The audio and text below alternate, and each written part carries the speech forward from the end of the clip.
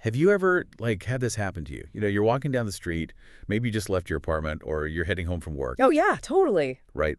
And you've got your headphones on, and the music is playing something, I don't know, really cinematic, something with this relentless driving beat. Like a movie soundtrack or something. Exactly.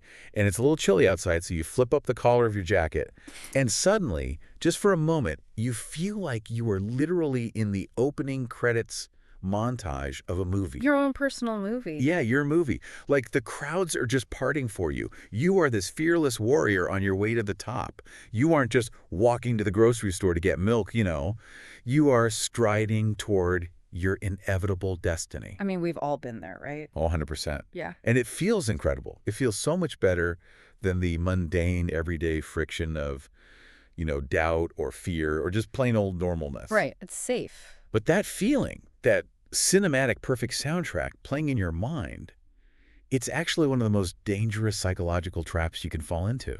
It really is. It's a deeply seductive trap, too, because it basically masquerades as ambition. Yeah. We completely confuse the vividness of our imagination with actual forward momentum. The philosopher Alan Watts actually captured the insidious nature of this perfectly. Oh, what did he say? He observed, I mean, I'm quoting here, a person who thinks all the time has nothing to think about except thoughts, so he loses touch with reality and lives in a world of illusions. Wow. Yeah, it's a really striking diagnosis. When you're living in that movie montage in your head, you are completely, just entirely divorced from the physical environment around you. You're just checked out. Exactly. You aren't participating in the world. You're passively consuming a fiction where, you know, you are the undefeated star. Okay, let's unpack this. Because our mission today for this deep dive is to explore this exact phenomenon. We're looking at the profound and honestly sometimes fatal danger of failing to get out of your own head. It's a huge topic. It is, and we're pulling from a really fascinating stack of sources for this. We've got classic 20th century literature, the battlefields of the American Civil War, ancient Greek philosophy, and even modern developmental psychology. It's everywhere in human history, really. Right, so we are going to figure out the exact mechanisms of why our minds are so completely obsessed with building these fictional worlds, like how it ends up paralyzing our actual potential and what we can learn from the historical figures who relentlessly fought against their own egos to, you know, stay anchored in reality. And I think it's important to say we aren't just doing this to scold ourselves for daydreaming on a Tuesday afternoon. No, not at all. We really need to understand the mechanics of this paralysis.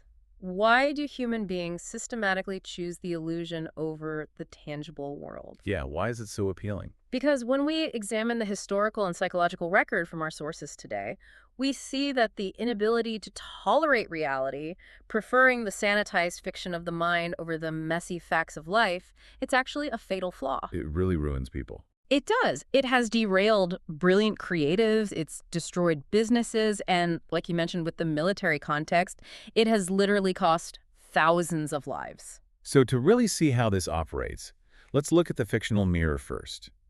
Our sources bring up three iconic characters from American literature that just perfectly embody this fatal flaw.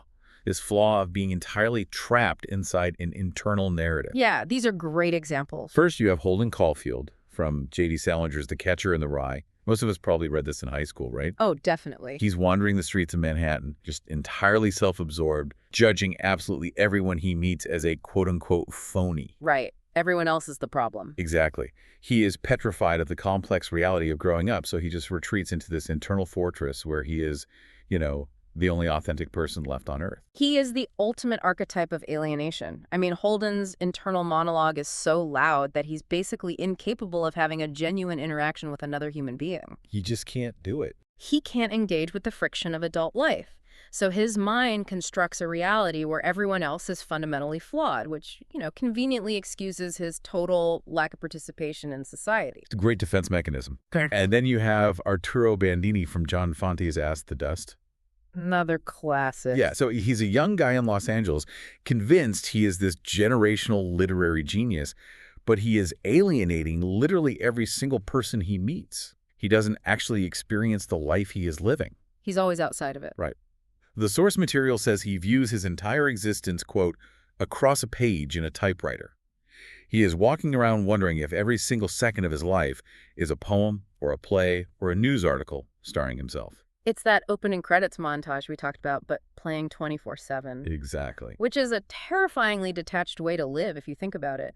Bandini reduces the real human beings around him to just mere props in the grand narrative of his own life. They aren't even real people to him. No, they're not. He is an observer, a critic of his own existence, but never a vulnerable participant. And because he's constantly evaluating how his life would look in print, he is incapable of genuine connection or, actual living. And the third one is Binx Bolling from Walker Percy's The Moviegoer. Right. We are in 1950s uptown New Orleans, and Binx is this wealthy blue blood guy trying to escape what he calls the everydayness of life. The everydayness. Yeah, just the normal, boring stuff. So he becomes addicted to watching movies. He actively prefers the idealized, perfectly structured version of life on the silver screen to the uncomfortable ennui of his actual life. The boredom, the ambiguity, the lack of a clear narrative arc, all of it. Right, because real life doesn't have a clean three-act structure. Exactly. And what's fascinating here is the psychological parallel between these fictional creations and the reality of the authors who actually wrote them. Oh, this is the crazy part. It is, because it's a well-known analytical risk to, psychologize a writer based purely on their fiction. Right, you shouldn't usually do that. But in these three specific cases, the works are famously autobiographical. The tragic irony is that Salinger, Fante, and Percy suffered from the exact same debilitating mental paralysis that they documented in their characters. They were basically writing their own symptoms. They absolutely were. So they were essentially documenting their own desperate attempts to get out of their own heads. But, didn't they fail at that? Yeah. Look at Salinger. Oh, big time. He suffered from this intense self-obsession and an emotional immaturity that made the real world simply unbearable for him. He famously became a total recluse. Hiding away in New Hampshire. Right, actively running from human contact. His internal world, or maybe his terror of the external world's judgment, was just so overwhelming that it literally paralyzed his genius. I mean, he stopped publishing entirely. Yeah, the mechanism there is pure ego protection. How so? Well, Salinger built an internal reality where his genius was pure and untouched. If he engaged with the real world, if he continued to publish, deal with critics, interact with flawed humans, that purity would be threatened. It could be ruined. Exactly. So he chose the illusion. He chose safety.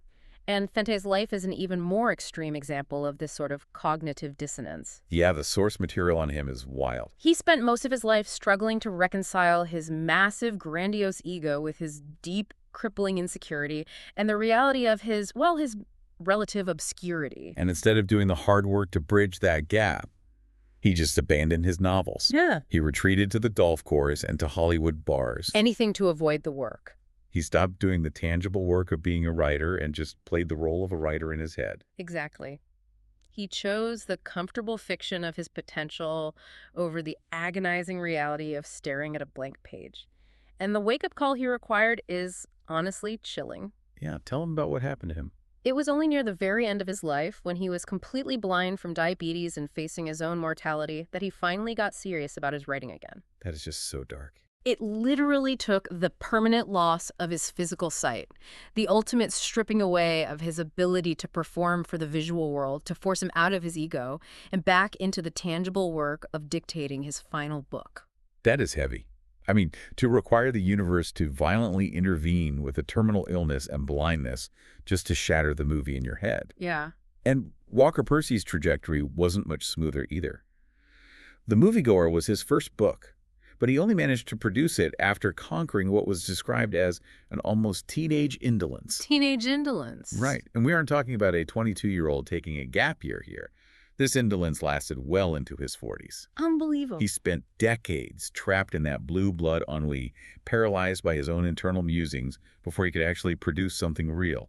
He was basically a victim of his own comfort. The everydayness didn't actually force him to act, so he just existed in a state of suspended animation, observing life instead of living it, very much like his character Binx. Okay, let me push back on this a little bit, or at least play devil's advocate for a second. Yeah, sure, go ahead.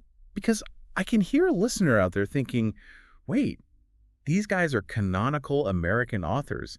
Didn't their intense internal focus, their obsession with their own neuroses, actually make them great? Didn't they need to be trapped in their heads to mine that psychological depth for their masterpieces? I get that. It's a very common romanticization of the tortured artist. But it completely confuses the obstacle with the fuel. Okay, explain that. We have to look at the staggering opportunity cost here. How much more could these writers have achieved? How much more profound could their bodies of work have been if they had managed to pierce through this self-obsession earlier? Oh, that makes sense. They didn't succeed because they were trapped in their heads. They managed to produce a few brilliant artifacts in spite of being trapped. And usually only during the brief windows when they forced themselves out, or like in Fante's case, were violently forced out by impending death. I think of it like a treadmill. That's right. Yeah, when you are deep in your own head, imagining the life you want, playing out the witty arguments you're going to have with your boss, narrating your own undiscovered genius, you are basically running on a mental treadmill. Oh, I like that. You are sweating. Your heart rate is up. You feel the absolute exhaustion of running 5 miles. But you aren't actually moving forward. You haven't traversed an inch of real ground. Right. You're exactly where you started. You feel entirely depleted by the mental exertion, but in physical reality, nothing has actually been accomplished. You haven't written a single page of the book. You haven't built the business. You haven't fixed the relationship. You've just simulated the effort. That analogy hits the core mechanism perfectly because the brain actually struggles to distinguish between a vividly imagined achievement and a real one. Wait, really? The brain can't tell the difference? It really can't, chemically speaking. The dopamine release you get from imagining your own success on that mental treadmill, it provides a false sense of satiation. The exhaustion is real, the biochemical reward is real, but the tangible progress is zero. That's terrifying. And this cognitive glitch is not just some byproduct of modern anxiety or 20th century artistic angst. This is a fundamental, timeless human defect. Yeah, the source material goes way back for this next part. Right. If we trace this back 2,400 years, we find Plato diagnosing this exact same mental treadmill in ancient Athens. I love this transition so much. From a jazz club in 1950s New Orleans, straight to the foundational texts of Western philosophy. It just shows that human hardware hasn't received an update in millennia. It really hasn't. So Plato was deeply concerned with this phenomenon. He specifically called out a type of person who is guilty of feasting on their own thoughts. Feasting on their own thoughts. It is such a visceral, accurate description of that dopamine loop we were just discussing. It really is. Plato observed that it was incredibly common for individuals to operate in this state of comfortable delusion. Instead of investigating how something they desire might actually be achieved in the real world, they simply bypass the mechanics of reality entirely. They just skip the hard part. Exactly. They actively avoid what Plato called the tiring deliberations, the gritty, frustrating, unglamorous work of determining what is actually possible. So instead of figuring out the step-by-step logistics to obtain the goal, they just mentally skip right to the finish line. Yes. They operate on the assumption that what they desire is already theirs. They basically arrange the rest of their mental furniture around that unearned victory. Wow. And they derive immense narcotic pleasure from thinking through every single detail of what they will do when they finally possess what they want. And Plato's conclusion here is merciless. What does he say? He states that by indulging in this mental simulation, they are, quote, thereby making their lazy souls even lazier. Making their lazy souls even lazier. Yeah. That is a brutal mirror to hold. It's harsh, but true. Let's apply this directly to the listener's life right now. Think about your own professional ambitions.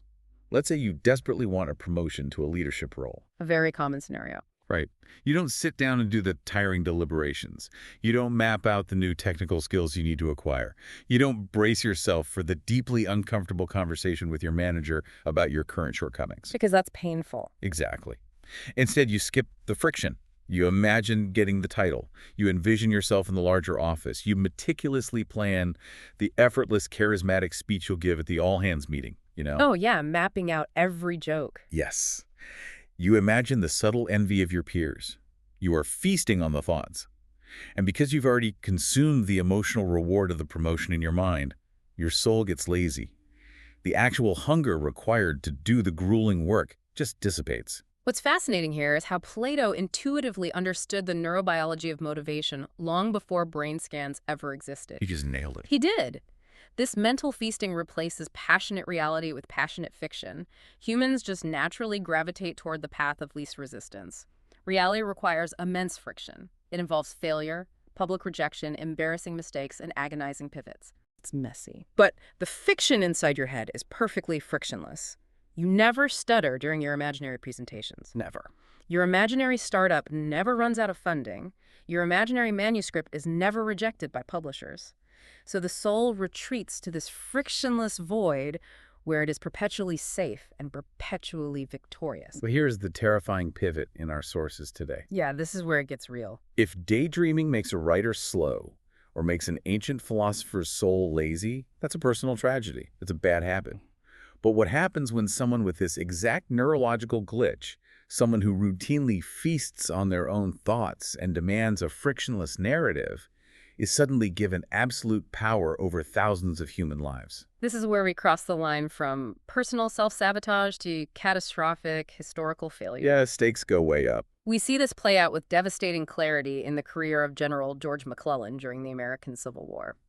To truly understand the sheer scale of McClellan's failure, you first have to understand that on paper, he was absolute perfection. The ultimate golden boy. Yes. Like, if you were constructing a commanding general in a laboratory in 1861, you would build George McClellan. He checked literally every single box. He was a brilliant graduate of West Point. He had proven himself under fire in the Mexican-American War. He had the resume. Oh, the perfect resume. He was a dedicated, obsessive student of military history. He had this regal, magnetic, physical bearing. And most importantly, he was deeply adored by his men.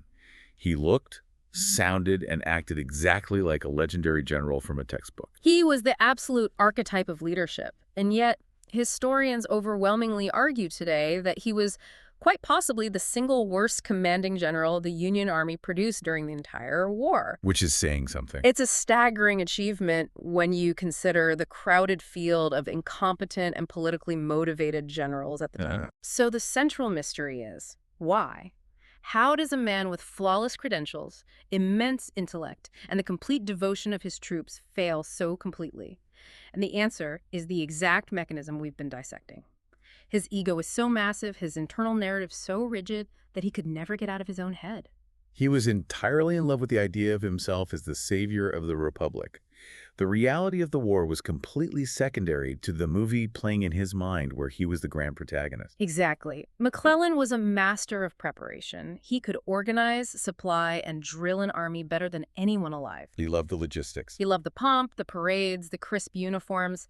But when the theoretical preparations had to transition into practical application, when he actually had to march that pristine army into the chaotic, muddy, blood-soaked, unpredictable reality of a battlefield, he completely froze. Because the battlefield represents the ultimate friction, and it threatened to ruin his perfect internal narrative.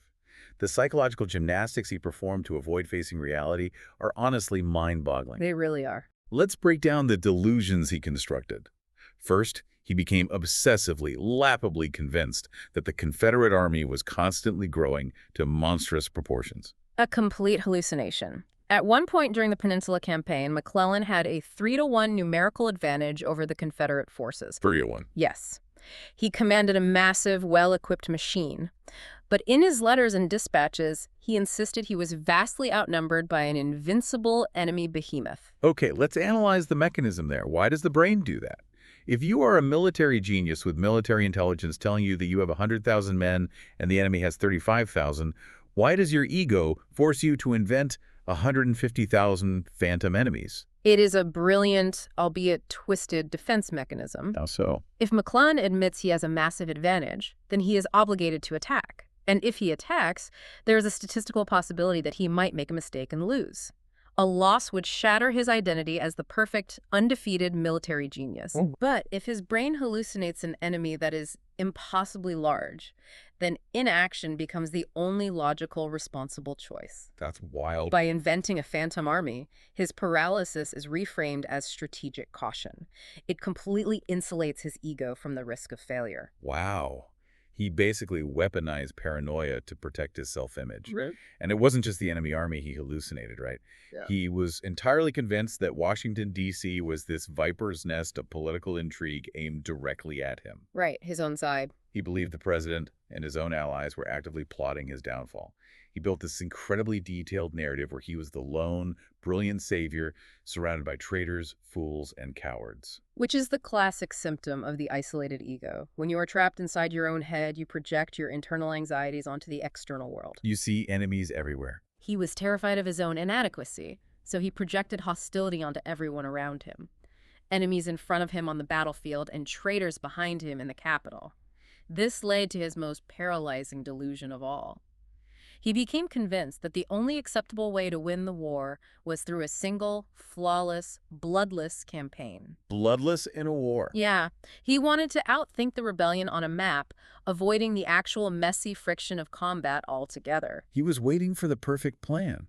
He was feasting on the thought of a perfect victory. And the tangible result of all the strategic daydreaming? He sat there. He just sat there. For months at a time, the largest, best-equipped army on the planet just sat in its camps doing absolutely nothing. And while he sat there paralyzed by his own delusions, his internal monologue was running at full speed. Oh, the letters. Yes, he was constantly writing letters to his wife, congratulating himself on his brilliant maneuvers. He was celebrating monumental victories that had not actually taken place. It is so unhinged. It gets worse. Most bizarrely of all, he would actively congratulate himself for saving his army from quote-unquote horrible defeats. Defeats that were entirely concocted in his own imagination. You have to be kidding me. No.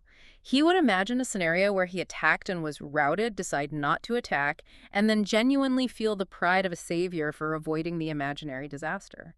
It is absolute madness. But it's a madness that is incredibly common today, especially in the business world. This perfectly mirrors the analogy in our sources of the modern technology startup founder. Oh, it's the exact same thing. We have all seen this person. Maybe you've even been this person, you know. It's the founder who comes up with a decent idea for an app. They spend 8 months agonizing over the exact hex code of the blue in their logo. Right, the logo is the most important part. They incorporate the business and immediately print heavy stock business cards with CEO and founder embossed on them. They spend their days fiercely debating imaginary market share scenarios against competitors that haven't even launched yet. Or going on podcasts. Yes. They talk endlessly on podcasts about their philosophy on company culture when they finally go public. But they never actually write a single line of code. They never ship a minimum viable product. Because that would require facing reality. Exactly. Because the moment you launch the product, you invite reality in. And reality might say, hey, your app is confusing and nobody wants to pay for it. So they sit in their impeccably designed home office for a year, congratulating themselves on being a visionary entrepreneur while conducting absolutely zero actual business. The parallel is exact. The startup founder agonizing over the logo is experiencing the exact same dopamine hit as McClellan organizing a parade. It feels like work, it looks like work to the untrained eye, but it is pure theater. A playing house. Yes. And when anyone attempted to puncture McClellan's theater, when President Lincoln or the War Department gently suggested that he perhaps needed to actually move his army, McClellan reacted with vicious outrage. How dare they question him? Exactly. He behaved like a petulant, delusional, intensely selfish adolescent. His ego simply could not tolerate the intrusion of external reality into his carefully curated mental fortress. Let's talk about the specific cost of that ego, because this source material dismantles a massive cultural misconception we have about leadership. We are culturally conditioned to believe that ego is synonymous with confidence. Oh, completely. We assume that to be a Fortune 500 CEO or a field general or a head coach, you must possess a colossal ego to give you the armor required to make ruthless decisions. But McClellan's story proves the exact inverse is true. Exactly. One of the historians who fought under McClellan at the bloody Battle of Antietam wrote later, his egotism is simply colossal. There is no other word for it. Colossal. But as we clearly see, this colossal ego did not manifest as the confidence to take decisive action. It manifested as a paralyzing cowardice. It actually deprived him of the ability to lead. It blinded him entirely. It blinded him to the basic reality that his fundamental job was to act, to take risks, and to accept casualties. His ego whispered that he was already a flawless historical figure, so why risk proving that assumption wrong in the muddy fields of Virginia? And the tragic reality of his inaction, the repeated, glaring opportunities he squandered, would be almost comical if they hadn't resulted in the prolongation of the war and the slaughter of thousands of lives. His huge death toll. While McClellan was sitting in his tent, polishing his self-image and waiting for the stars to align perfectly, real human beings were dying.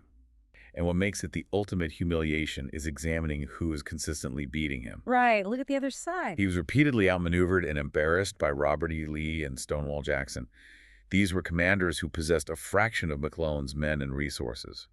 But they possessed a brutal penchant for taking the initiative. They moved. They didn't demand a frictionless reality. They engaged violently with the chaotic, imperfect present moment. Lee and Jackson operated in the tangible realm. McClellan operated in a theoretical simulation. And when the simulation collides with reality, reality will always win. Always. It will ruthlessly crush the fiction. This is the inevitable fate of leaders who remain trapped in their own heads. But we must realize this isn't just a historical anecdote about a bad general. This is a real-time warning for how our own minds operate daily. Here's where it gets really interesting. Because you and I aren't commanding massive armies, and we don't have literal enemy forces marching toward our homes. Thankfully. But we absolutely have a relentless, everyday psychological war happening between our ears. We have an internal narrator that operates exactly like McClellan's ego, and it is broadcasting at maximum volume 24 hours a day. Which introduces the profound concept from the novelist Anne Lamott. She has this brilliant framework for understanding this internal ego narrative. I love this part of the source material. It's so good. She warns people, writers, professionals, anyone trying to create something, about what she refers to as station KFKD, K-fucked. Station KFKD. She argues that if you do not actively practice mindfulness and situational awareness, this imaginary radio station will play in your head nonstop, in stereo for your entire life. In stereo. I really want to break down exactly what is coming out of these two speakers, because it is uncomfortably recognizable. Oh, it hits close to home. Out of the right speaker comes the endless, intoxicating stream of self-aggrandizement. It is the voice reciting your own unique specialness. It's the narrator telling you how deeply insightful, exceptionally gifted, and profoundly misunderstood you are compared to the pedestrian masses around you. Right, you're the secret genius. Yeah, it's the voice whispering, you are destined for monumental greatness. Your boss and your peers are just too average to comprehend your vision. It is the exact frequency of McClellan's delusions. It is the voice that assures you that you are inherently deserving of the highest rewards without having to undergo the grueling friction of the work. But the left speaker is the kicker. Yeah, the true danger of station KFKD is the whiplash. Because simultaneously, out of the left speaker comes the exact opposite frequency. The relentless rap songs of pure self-loathing. It's so exhausting. It is an exhaustive, running inventory of every mistake you have ever made. It is the voice of absolute doubt, assuring you that you are a complete fraud, that every success was a fluke, that you are fundamentally unlovable, deeply untalented, and on the verge of being exposed to the world as a total failure. So your daily existence is basically violently oscillating between these two poles. You are either the unrecognized savior of your industry, or you are an irredeemable imposter who ruins everything you touch. Black and white. But here's the critical insight from all of this. Neither of those extremes is reality. Both are absolute fictions. Both are elaborate scripts generated by the ego to keep you entirely focused on yourself. That is the essential realization. We assume self-loathing is the opposite of ego. It feels like the opposite. It does, but it isn't. Self-loathing is just the ego in a different mask. Whether you are the greatest genius on Earth or the worst failure on Earth, you are still the center of the universe. Oh man, that is so true. The ego doesn't care if the narrative is positive or negative as long as it remains the star of the show. And this dual-channel narration is precisely what paralyzes ambitious people. But how exactly does it paralyze them? Like, if I'm listening to the right speaker, the self-aggrandizement, doesn't that at least give me the delusional confidence to charge forward? Doesn't the ego motivate action? It creates a false momentum, much like the mental treadmill we talked about. But practically, this internal noise constructs a massive cognitive wall between you and the objective information required to execute your job. Okay, give me an example. Let's return to McClellan. Why did he continually, willingly accept deeply flawed intelligence reports? Why did he believe obvious lies about the enemy's strength? Because it served his narrative. Exactly. Because the simple, objective truth, the reality that his strategic task was actually quite straightforward and he simply needed to order his men to march forward, was utterly insufficient for his ego. It wasn't grand enough. Right. When you are tuned into Station KFKB, when you believe you are the tragic, brilliant protagonist in a grand Shakespearean drama, the mundane reality of just get to work is insulting. It's beneath you. You subconsciously overcomplicate the problem because a massive ego requires a massive, complex enemy to justify its own existence. That is incredible. The simple truth was too obvious for someone who overthought everything. He needed the problem to be impossibly labyrinthine. Otherwise, he couldn't be the labyrinth-solving genius. Yes, exactly. And if we pull that into our own daily lives, how often do we completely overcomplicate mundane project at work or a simple miscommunication in a relationship, simply because the basic reality, I just need to write the draft or I just need to say I'm sorry, doesn't fit the epic narrative playing in our heads? We do it constantly. We manufacture drama to avoid the simplicity of doing the work. And this instinct is heavily exacerbated by our current cultural environment. Oh, you mean social media? Yes. We live in a digital ecosystem that actively monetizes and encourages the construction of these internal fictions. We are constantly pressured to curate and promote a personal brand. The personal brand, the ultimate manifestation of the internal movie montage. It really is. We are effectively mandated to tell highly sanitized, engaging stories about ourselves, to sell our skills, to secure employment, to attract romantic partners. It's a full-time job. We meticulously curate our Instagram grids to project this effortless joy. We write highly optimized, vaguely heroic LinkedIn bios detailing our, quote, passion for synergistic growth. We craft a perfect, frictionless avatar of ourselves and present it to the world. And the lethal danger of this requirement is the erosion of self-awareness. Over time, the boundary separating our highly edited marketing copy from our messy, unedited reality just dissolves. We forget what's real. We begin to consume our own PR. We start to genuinely believe that we are the polished brand. We lose touch with the deeply flawed, complex, ordinary reality of who we actually are when the cameras are off. We literally become Arturo Bandini. Yes. We start viewing our own lives across a smartphone screen, constantly evaluating how this moment will perform as a piece of content. We are broadcasting on station KFKD for a global audience. Everyone is tuned in. And when you realize this, McClellan stops looking like a bizarre historical anomaly. He looks exactly like us. We are all deeply insecure, full of anxieties, carrying around hidden pain, and frankly, operating with a little tinge of crazy. In this regard, we are functioning essentially as emotional teenagers. Which transitions perfectly into the developmental psychology that underpins all of this. Let's talk about the teens. To understand why we crave the personal brand and the cinematic montage, we have to look at the work of psychologist David Elkind.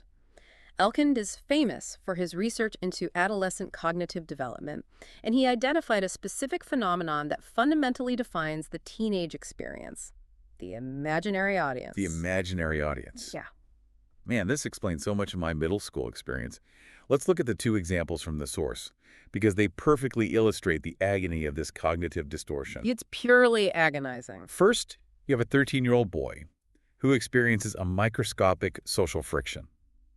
He trips slightly over a chair in the cafeteria, or his voice cracks while answering a math question, and he is so intensely humiliated that he literally feigns illness to miss an entire week of school. We've all been there. Why?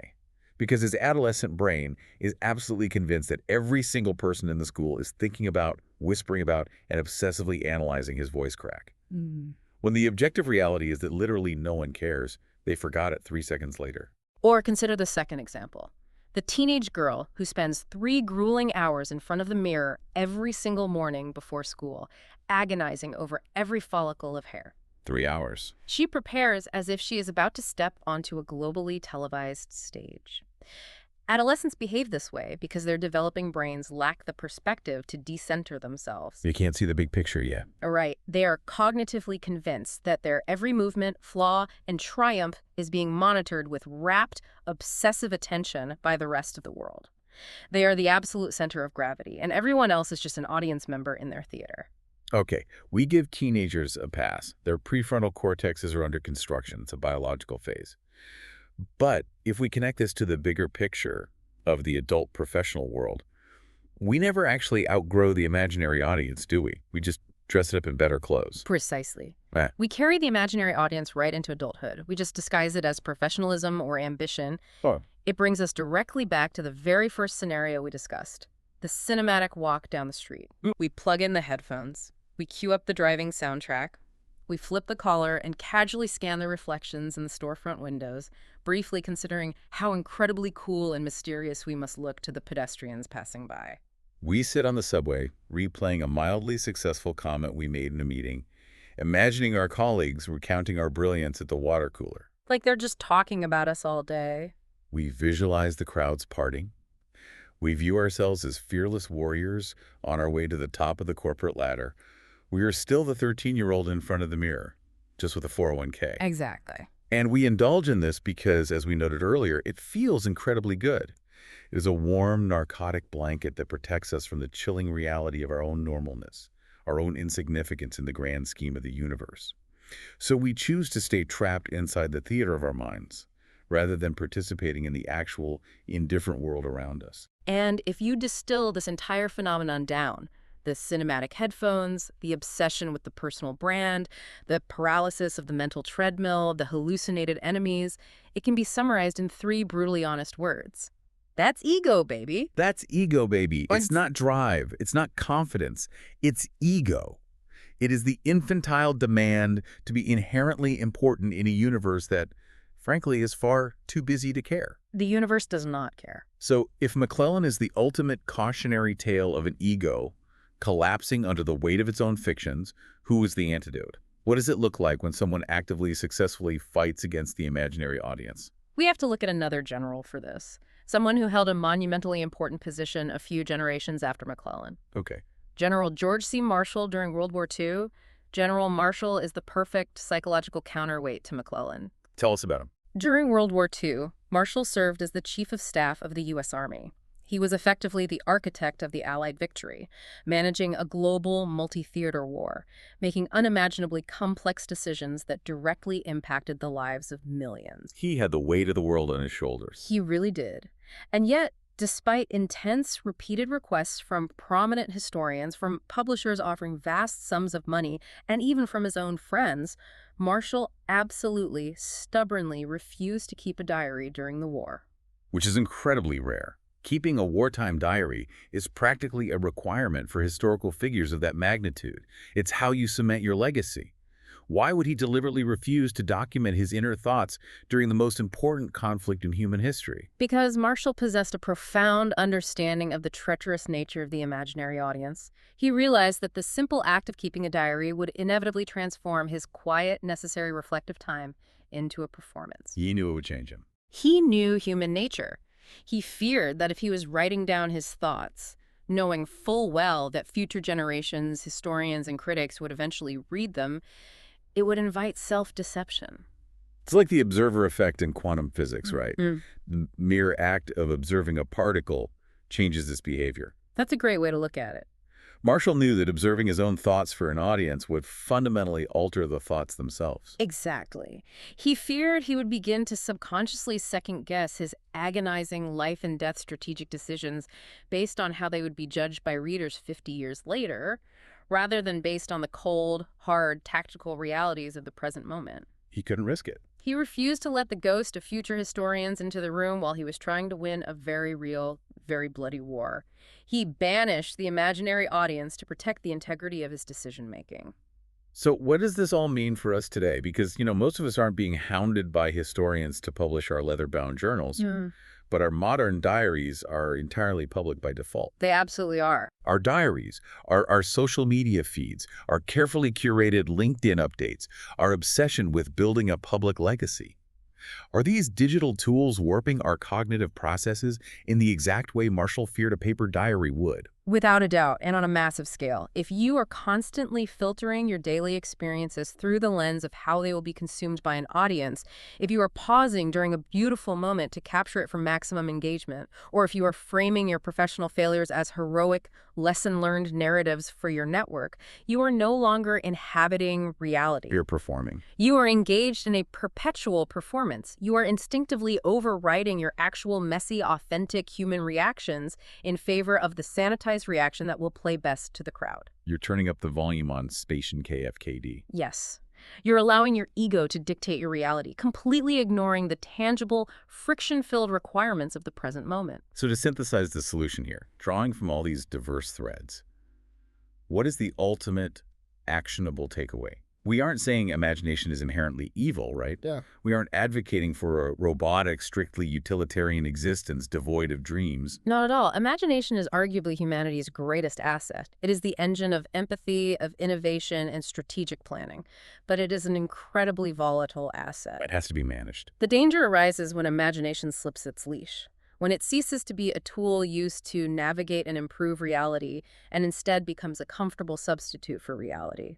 If we are constantly sedated by the excitement of our own internal fictions, how can we possibly process objective data? We can't. Just like McClellan couldn't see the literal size of the army in front of him. Exactly. How can we maintain our hunger and our drive? We can't, because, like Plato's lazy souls, we have already consumed the imaginary spoils of victory. How can we be truly creative problem solvers? We can't, unless we ruthlessly rein our perceptions back into the realm of practicality. It really comes down to a fundamental choice about how we want to exist in the world. Living clearly and presently takes courage. It takes immense courage to pull out the headphones, to step out of the cinematic montage, and to face the unglamorous, highly ambiguous, and frequently painful reality of normal life. It's hard work. We have to stop living in the hazy, frictionless void of the abstract.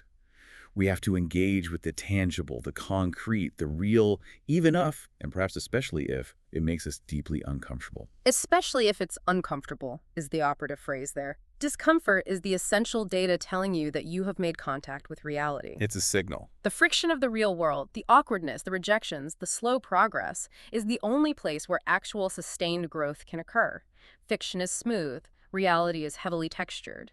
We must actively choose to be part of the messy ecosystem around us. We must feast on the challenges of the world, adapt to them, and act upon them.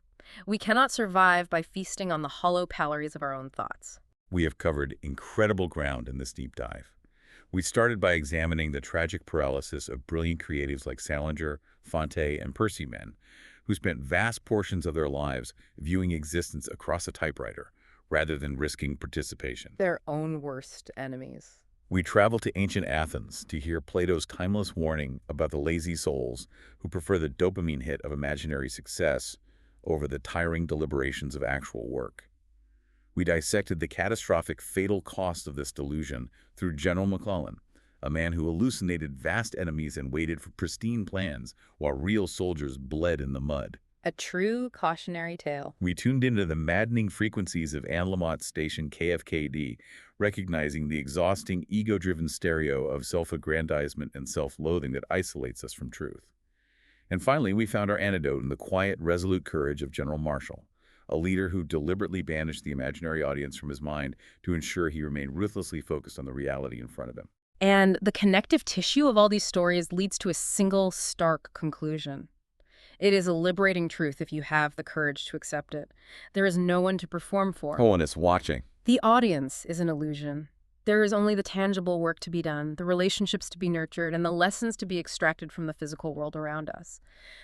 But I want to leave you, the listener, with a final, provocative thought to mull over, building directly on that concept of the empty theater. Let's hear it. Imagine if, right in this exact moment, you received undeniable proof that your imaginary audience had permanently left the building. If absolutely no one was watching your struggles, no one was judging your missteps, and no one was ever going to applaud your internal opening credits montage. If that judgmental, expectant audience vanished into thin air, would your current ambitions remain exactly the same? Or would you suddenly realize that your biggest, most stressful goals are nothing more than a script you wrote for a crowd that doesn't even exist? Wow.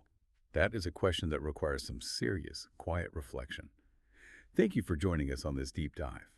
The next time you find yourself walking down the street caught in the sweeping cinematic glow of your own internal movie, have the courage to take off the headphones, turn off the soundtrack, and go engage with the beautiful, messy reality of the world waiting right in front of you.